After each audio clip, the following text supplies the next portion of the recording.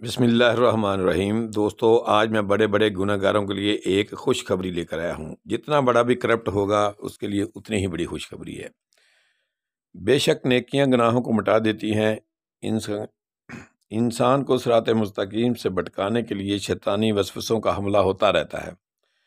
شیطانی وسوسوں کے حملوں کی وجہ سے انسان گناہوں کی دلدل میں پھنستا چلا جاتا ہے اور انسان کا دل سیاہ ہونا شروع ہو جاتا ہے اور وہ لذت گناہ میں مشغول ہو کر احساس گناہ بھی کھو بیٹھتا ہے۔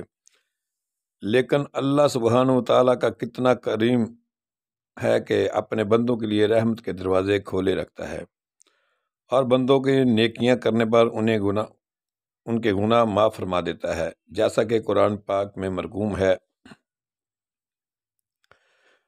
ترجمہ آیت مبارکہ کا ہے کہ اور آپ دنوں کے کناروں اور رات کے کچھ حصوں میں نماز قائم کیجئے، بے شک نیکیاں برائیوں کو مٹا دیتی ہیں۔ یہ نصیحت قبول کرنے والوں کے لیے نصیحت ہے۔ واضح رہے کہ جتنا بڑا گناہ گار توبہ کے بعد اتنا ہی بڑا نیکوکار بن سکتا ہے۔ گناہوں کے چنگل سے پھنسنا بندہ سوچتا ہے کہ نیکی کی طرف تو لوٹنا ہی ناممکن ہو چکا ہے۔ وہ سوچتا ہے کہ مجھے جیسے سیاکار کے پلے تو کوئی نیکی نہیں ہے، بلکہ زندگی کے شب و روز اللہ سبحانہ و تعالیٰ کی نافرمانیوں میں ہی گزرے ہیں۔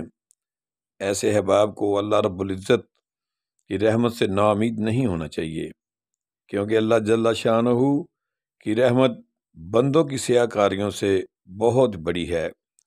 اگر بندے توبہ کر لیں تو اللہ تبارک و تعالیٰ ایسی سچی توبہ کرنے والے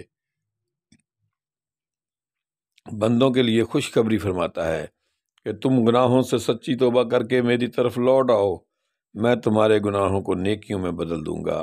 فرمان باری تعالیٰ ہے، مگر جس نے توبہ کر لی اور ایمان لے آیا اور نیک عمل کیا تو یہ وہ لوگ ہیں کہ اللہ جن کی برائیوں کو نیکیوں سے بدل دے گا، اور اللہ بڑا بخشنے والا نہایت ہی مہربان ہے۔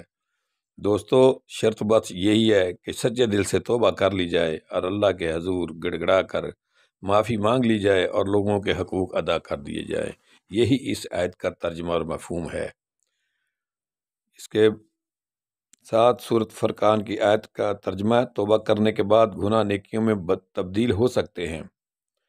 اللہ کے بندو، مذکورہ آیت قرآنی میں اللہ فرما رہا ہے کہ جس نے توبہ کر لی اور نیک عمل کیے اس کے گناہوں کو نیکیوں میں بدل دوں گا۔